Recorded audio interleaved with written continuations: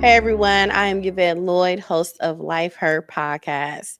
Eden Joy is an amazing guest that we have on here tonight, and she is a leadership expert and a creator of the Virtual GM Matrix, a groundbreaking system that helps small business owners build empowering teams, streamline operations, and reclaim their time.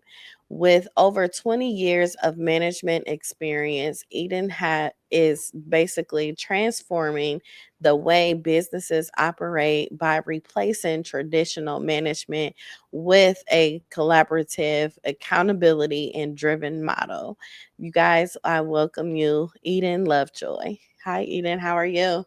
Oh, I'm doing so well. Thank you so much for having me here today. Thank you. I really appreciate you. Well, I appreciate the opportunity to be here and to share with you, um, Yes. Katasha, what we've got going on over here, and yeah, looking forward to our conversation. Yes. So, first and foremost, what inspired you to develop the virtual GM matrix and how does it differ from traditional management approaches? Oh, that's a lot of a question. So I'll take it in two parts.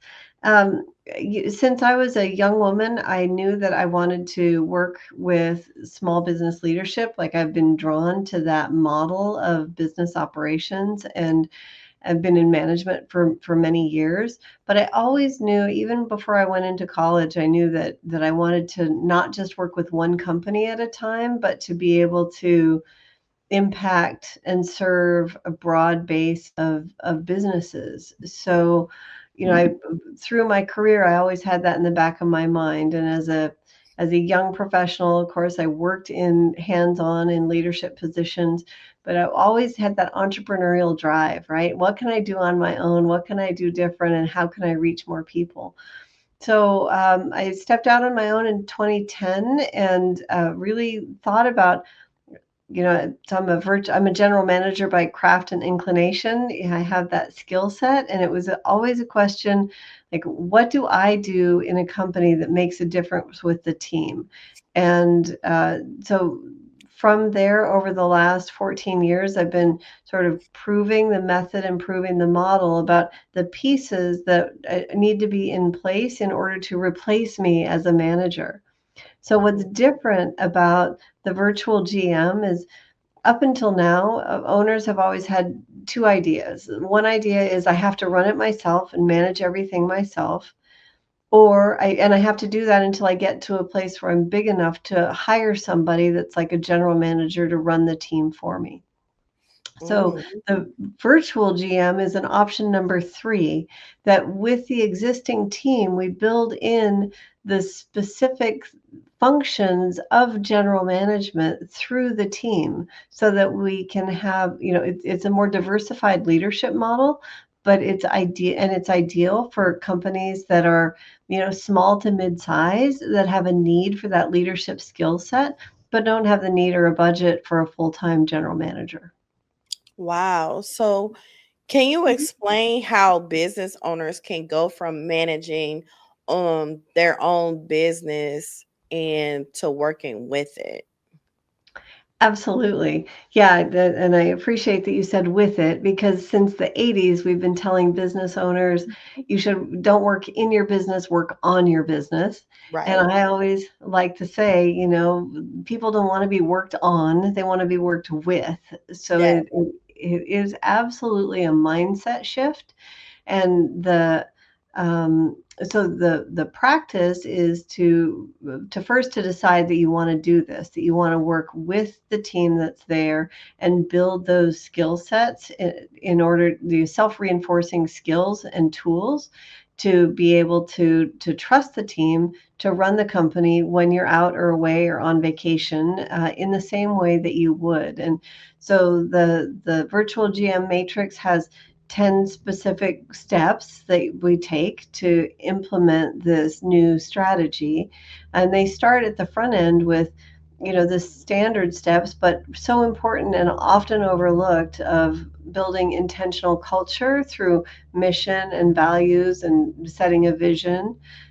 So like the overview is those pieces, and then organization and really articulating accountability for people, teaching people, showing people, and anticipating that people will, in their positions, be accountable for results rather than just focus on tasks.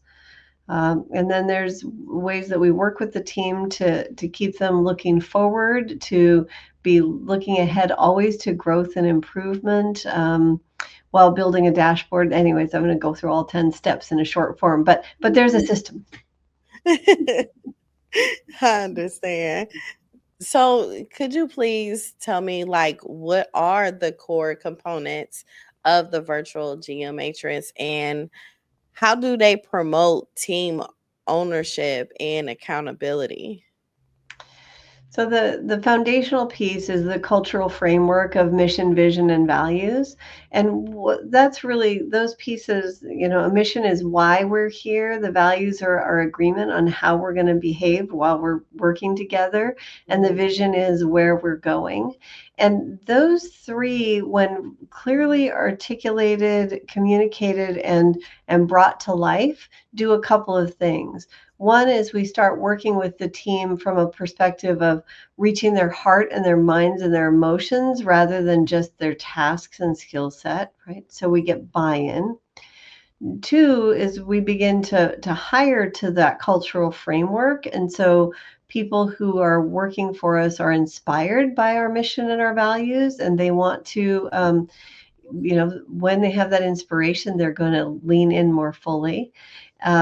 And three, there gets to be that cultural identification, right? So when the team starts to build its own language and hold each other accountable to, hey, that value or our mission, then it's reinforcing. It builds energy on itself because people get excited. We're doing something together, and that's fun, and that brings good energy to, yeah. So that's the foundational piece. Wow, that is amazing. So, what does working with your business really look like in a practice, and why is it more sustainable than long term? So what happens when we get the engagement, and then we establish true accountability and get everybody in the right space on the team. So I guess I haven't talked about that yet, but I have clients tell me, "Oh, we're too small to have an org chart." That's not necessary. But what ends up happening in small business quite often is everybody is going to the owner for answers, and so Yeah. even when they've brought on, added team members, it's like their workload never gets less, it's always more, right? So Yes. yeah, you're identifying with that. Yeah. So we have more and more people asking us questions. So what happens when I do an org chart first for a company is we line out like all of the roles and functions that are happening in the business, and then identify that the owner is working in like probably 3 or 4 layers in the company. So they might be doing, you know, people are going to ask them a question not because they're the owner, but because they're fulfilling the function of the office coordinator, Exactly. or because they're fulfilling the function of the marketing person, or because they're fulfilling 4 or 5 different functions. So when we start to identify that, then we can break that up differently and say, oh, let's have somebody else take this on. And really then what happens is lines of communication are improved. People go to the right person for the right information rather than everybody going to one person because they think that's what they have to do. So Mm, what happens is the team starts talking to each other and really owning their own space, right? We get everybody inside their own hula hoop doing their right role, then they're handing off to other people. What happens a lot of time in businesses as they grow is, well, I like to say, if everybody's responsible for everything, then nobody's accountable for anything. yes. Yeah, so we have to divvy it up. We're going to divvy up the accountability within the team, and then we can really hold people accountable, and then they get to take pride in ownership as well, right? Like, I know I did a good job. This is my accountability. And again, they start to that starts to build on itself as people take pride in their work and hold each other accountable to results. So what it starts to look like for the owner is less people coming to them for answers to questions that they really could truly get elsewhere, and people owning their space more thoroughly so that you can have some relief. My goal with companies is that the team has the information, authority, and accountability, sense of accountability to make the same decisions for the customer or the service or the company that I would make if I was in the room, even if I'm across the country. So that's what we're building towards. So, what steps should a business take to build a strong leadership structure without overcomplicating things? Hmm. Well, coming back to making sure everyone knows what they're responsible for leading. Yeah. Um, I think it's really important. So one of the fears is that if we do this, we're going to end up like with layers of hierarchy of supervision, and people get afraid, right? They get afraid Yeah. I'm going to lose access to the owner, or it's going to get bureaucratic, or it's going to get complicated. Um, the lines of communication open up rather than be stifled when we have clarity on who's doing what. I think the most important thing is to let people know, that we have confidence in them. Positive reinforcement and delegation of appropriate authorities is the best way to build leadership without things getting too complicated. So I've talked a bit about, clearly defining the results people are accountable for. On every role definition also should be listed the authority that a person's responsible for. So do they have the authority to achieve the result? And when people begin to have like the decision making authority, um, then they might not know how to practice it right away. Yeah. So as an owner, to build that leadership skill, we change the language basically. People will come to us to ask a question that they might have always asked, and we get to say, it's within your authority to make that decision. So what's your recommendation? And we begin to build that sense of confidence on the leadership team that they can make decisions and move forward. I was talking with an owner just this past week, and he said, it seems like nobody's willing to take any action on growth in this area unless I tell them specifically to do it. And I thought about that for a minute, and I said, well, up until now, in the 7 years of your business, you've never let anybody take action on that without saying, I want to be involved, or hold on, I don't want to do that yet, or, wanting to own it yourself. So you've trained them 100%, trained them to not take action in this area. So if you want to now have people move into leadership, you have to let them know, A, that they can, B, that you support them, and C, maybe what their budget is so that they don't just, completely jump off a high dive. But so confidence and letting people know they have authority to do things, and then supporting them as they test that out would be my answer. It's crazy because sometimes it sounds so scary, just being a leader for so long and knowing you have to let go. And it's like another fear that you have to unlock for you to be able to transition in that way. Like, can you give, um, you know, like just more advice for leaders who do struggle with let go and actually give them their team autonomy? Yeah. Yeah, a few things. I mean, the first is if you have a team, you're already, halfway there, right? Um, Yes.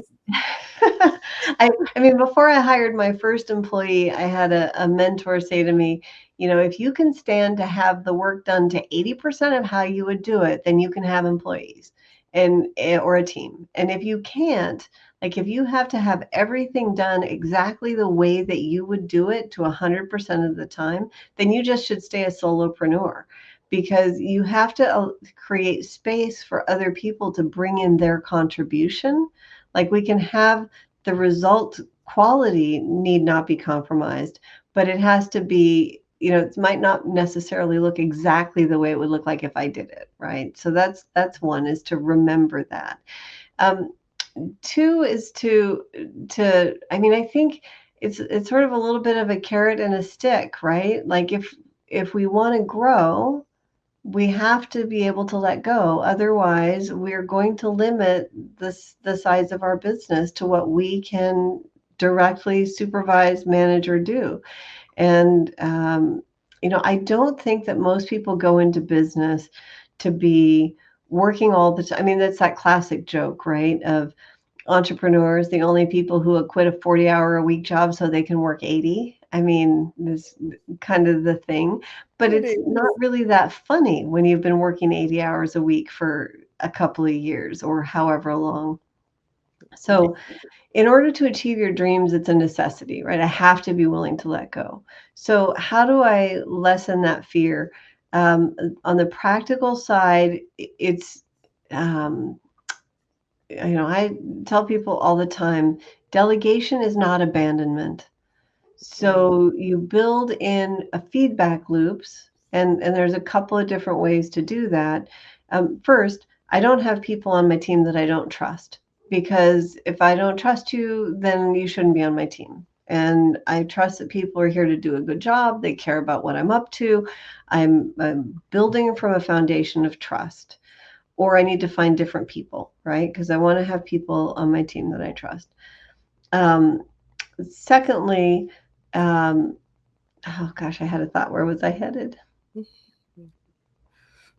So then when I delegate something, I want to let them know the timeline that I need it in, because one of the great fears we have is it won't get done in the timeline that we anticipate.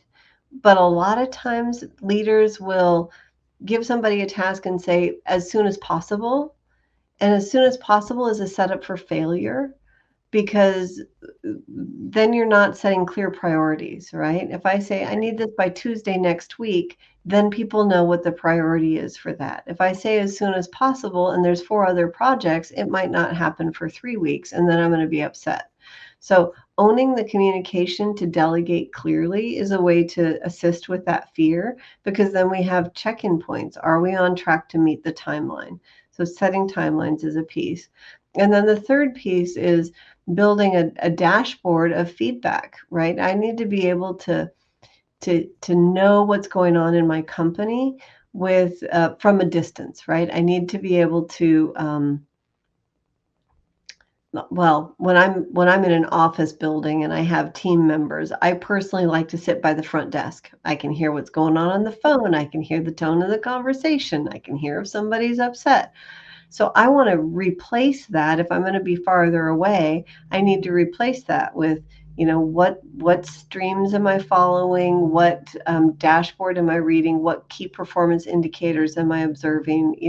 Like building in the feedback loop so that you're not just abandoning it and it's like a black hole and you just have to hope like hell it's going to work out. We want to actually delegate it in a way that we know what the results are and have a way to track that. That was a really long-winded answer. I hope I answered your question. No, you're good. You answered it very well. I think it's amazing of what you're doing. Honestly, it's something I probably wouldn't even think of. Oh, How did you even find like that you knew this was something you wanted to do to even help business owner to execute and let go and everything else? I think it it ties to my childhood story a little bit. I'm the oldest of four, and my mom, when I was growing up, my mother was a seeker. She was looking for the answer in San Francisco in the 70s.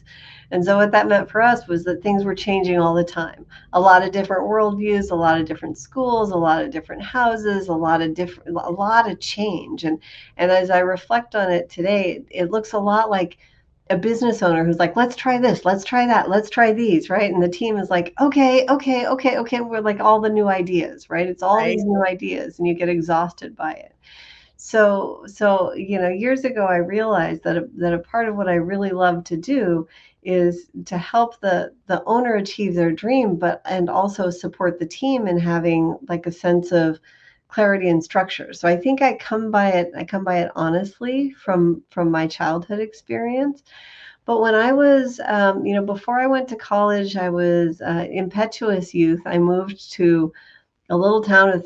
from the San Francisco Bay Area to a little town of 3,000 people called Homer, Alaska. And I was just trying my hand at different jobs, and I was seeing business owners, like I was working for small business, and I just love the diversity of their lifestyle. That they, Yeah. yeah, I mean, there's no 2 days alike. One day you're dealing with professionals, accountants, attorneys, whatever. The next day you're opening the mail and doing the dishes. I mean, you're just it's never the same. And I liked that diversity. I just knew I never wanted to be in corporate, something like I couldn't imagine myself doing anything that felt the same every day. So I just fell in love with the market. And I think I have native organizational skills, and I like to kind of project manage things. So it just all fell together. Wow. So can you share a success story of a client who benefit from virtual GM? Sure. Yeah. I mean, the story I share most often is a client. She just sent me a bouquet of flowers last week for celebrate 10 years we've been working together, which was super sweet. I'm like, oh, I should be sending you flowers. She said, Oh, no, you changed my life. But when I met her, she was had been in business about I don't know 5 or 6 years, and she had put $600,000 into the business. She had a team of employees, but she was working, and she had never taken any salary home. Right, and her husband had been financing this effort for years, and she was working every day in the shop side by side other people, doing the hands-on work of the business. And we started implementing the virtual GM system, and within 2 or 3 years, she had was taking home a nice paycheck. She had repaid back all of that money that she had put in, and went to the Galapagos for a month with her husband, and was completely out of pocket. And the company ran just beautifully with while she was absent. So I mean, it happened really fast, and just it was a changed mindset, right? She needed to really look at, oh, this isn't working. I want to do something different, and then implemented these pieces, and the team grew up about her. So she's now in a position of planning to retire about 7 years earlier than she thought that she would, and it's super exciting. oh wow. Go you. That is amazing. So what are some of the common pitfalls of traditional management models, and how can the virtual GM matrix help business owners avoid them? I think it depends on the generation you grew up in, right? Or the books that you've read. So, like the classic Bible for small business management since the 80s has been the E-Myth, or the E-Myth Revisited, and that model was really effective for the baby boomer generation, because it was a model of figure out your policies and procedures, hire to the lowest common denominator of who will do that, and then tell them to go where pointed. And baby boomers were kind of happy to do that. I'll just show up and do the job that you describe, and that'll be fine, right? There was an inherent value in just doing the work as it was requested. But when we move into, the millennium generation and Gen Z, the millennials and Gen Z are like, we want to participate and contribute and have our voice be heard. We kind of jumped over Gen X because it was a smaller cohort, and so nobody changed the rules for them. But these larger generations, so the pitfall that's established is the idea that you can just tell people what you need them to do and that that's going to work out. So that's an old school strategy, and it doesn't work. It doesn't particularly work well with our kids. It doesn't work well with our employees. The because I said so model, right? So we need to have more evolved skills in engaging people through their hearts, minds, and spirit to get us where we want to go. I tell people, we manage things, we have to lead people. Oh, yeah. And yeah, and I think a lot of times people move into like trying to manage, especially when we're stressed or when things are difficult. So building that skill set of invitation and inviting people to do what you need them to do is the biggest one. I think the other is a real focus on policies and procedures, and it can be a pitfall, especially nowadays when so many businesses are built on some cloud-based platform software, and those are changing all the time. If you're trying to write policies and procedures and keystrokes and steps, you could be editing that all the time. And so we have to be careful about what we document as necessary and what we allow people to bring their creativity to. I think that's another pitfall. Yeah. It's a lot of pitfalls. And as far as like a client, when they're so used to having leadership, leading their team, and just continuing to move forward, but yet the mistakes keep happening, do you find it even more difficult for them to even feel comfortable with you actually helping them and them actually receiving the help? I think, when people reach out to me to bring me into their team, they're often at a point where it's like I know that I'm stuck. I can't kind of find my way out. So they're happy to welcome me in.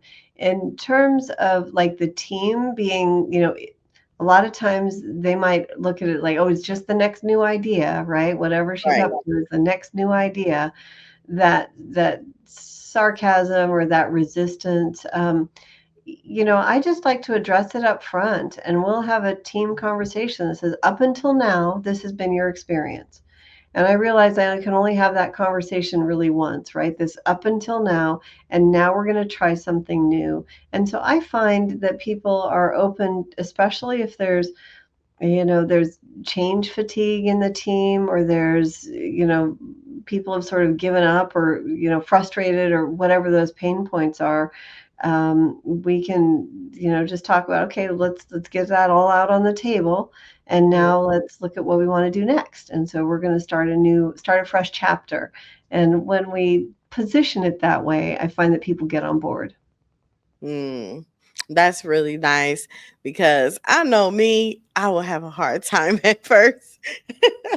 I will have a hard time, but it's like it's just so needed because especially small business owners, we will work ourselves so bad to a point it could affect our health, our sleeping, our mental health, our physical being, to a point we will just be all tired out. And that's like we need to learn how to not resist and actually receive when it comes to us receiving help to help our businesses elevate, because sometimes we have to realize that people are actually better and positioned better in these areas, and when you come in to actually help us execute and be able to thrive in our business. I thought it was amazing for you to help your client, of her spending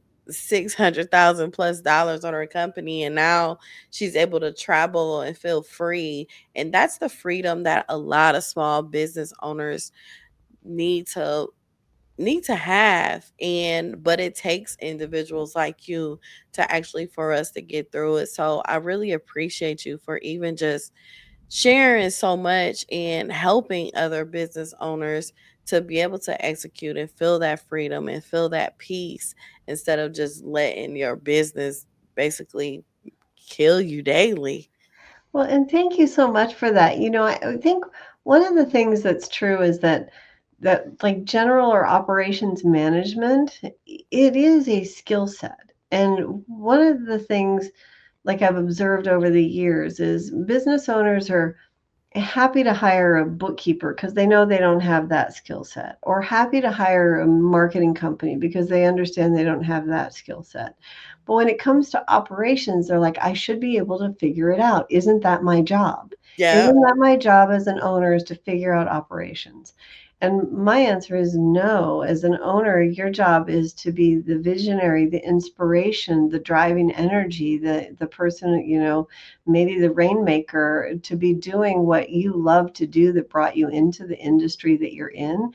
And operations is a skill set that's my skill set. And what I love to do is to build that skill set throughout the team to support the owner, right? So it doesn't have to be, I mean, what you've just described, families get exhausted because they're tired of being the sounding board, right? Our physical health, our personal relationships, all of those things get pushed away because of your dedication and love and passion for your business, which I is, have nothing but the greatest admiration for.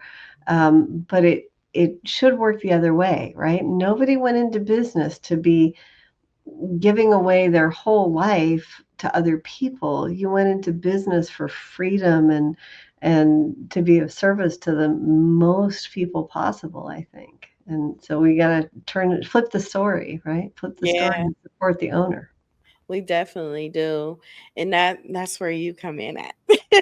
Well, You just and give like people like insight of it because sometimes people really don't take the time out to actually get to know exactly what you can do and how you can execute and how you could expand their business in so many different ways. exactly. And I just had a thought, that a role of the general manager in a company quite often is to, lead the team, leverage the results of the investment you have in payroll or contracts or those things, but also to support the president or the owner, right? That is the right-hand person to support the owner in their achieving their dreams. And so with the virtual GM, that becomes the responsibility of the entire team. And it makes people feel good, right? Because the other thing that owners bump up against is, well, if I'm not working side by side with people, are they going to think I'm an elitist, or I'm not, I think I'm better than them or something? It's kind of an odd psychology. What the reality is that people who are employed want their business owner to be happy and free and able to do things. There's no jealousy there. They're proud to be able to create that space. So, yeah, we want to give them the tools to be able to support us. Yes. So what is one myth about management that you wish every entrepreneur will just let go of? Well, I think I've said it before, the myth that you have to do it yourself or you have to figure it out, right? Yeah, Yeah. that's a big one. Cuz we just feel like I know one thing about small business owners, like say for instance I have a restaurant, right? And I'm the head chef of the restaurant. Everyone is used to me cooking at the restaurant. Everyone wants my taste, my flavor, everything that comes with it. However, I will hire someone and then they be like, I don't like those eggs. I know you didn't make those eggs. Can you make those eggs next time? So sometimes it can feel overwhelming because you have to continue to find people that have that taste and that flavor just like you so you can have rest from being a chef. And then on the other side, you have to be able to have your customers always feel satisfied and pleasant about them continuing to come to your restaurant as well. So a lot of times when you're battling that, and then you're battling the actual inside, the in work of the business, it's like, oh, I have to let this go. I have to do this. I have to figure this out. Yeah, it's and like you said, if you bring in somebody else to do the cooking, then what's missing when they don't get it right? Because you can give them a recipe, but if they don't get it right, what's missing is probably the love, right? I mean, the love Yes. is what people feel through the food. So we do have to build that environment where everybody on the team is as in love with the final product and with the customer's experience as we are. And that's where, we circle back around to that cultural space. And it is possible. And actually, I think, my clients find that their customers are happy for them too, right? Their customers celebrate, oh, you get to have a vacation and the food is still so good. Yay, right? Then they're happy because yeah, they just want to have the result, but they want to support you too. Yes, they do. So tell me in one sentence, what does a great leadership mean to you? Hmm. In one sentence, great leadership to me is hmm,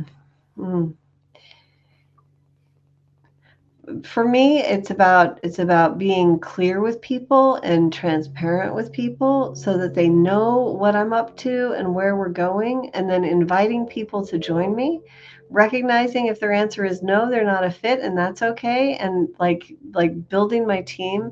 I think leadership is about building the team and attracting the people who resonate with your message, and they can only do that when you're really clear with them about what your message is and who you are and where you're going. So creating the environment where people can know they're aligned with something that fits for them, and that, yeah. Wow. So, what's your favorite productivity or leadership quote that keeps you going? Oh, well, I love this one from the founder of Travelocity. He says, "Culture is a contact sport," and that we your culture in your company will happen either by accident or by intention. And I like it to be a contact sport. Let's stay in it, talk about it, and yeah, I love that. Oh, yeah, I love that too. Wow. So, tell me, Eden, how can anyone get in contact with you and utilize your services? My gift to everyone on the call today or on the listening to this podcast is a copy of my book, Activate Your Virtual GM, a step-by-step guide to get your business to run itself. And you can download that at freebusinessbook.com. It's important to note there's no S in there. It's freebusinessbook.com. And so that's the best way to like learn more about what I'm up to, and or yourvirtualgm.com, and reach out and connect with me. I love to meet new people, love to work with folks, and yeah, love to be helpful. Yes. Well, thank you so much for being on my Life Her podcast show. I really appreciate you. Thank you so much. I appreciate you. Appreciate the conversation. Yes. So thank you everyone for tuning in to Life Her Podcast. Make sure you subscribe on YouTube and also listen to Life Her Podcast on all major audio platforms. Thank you.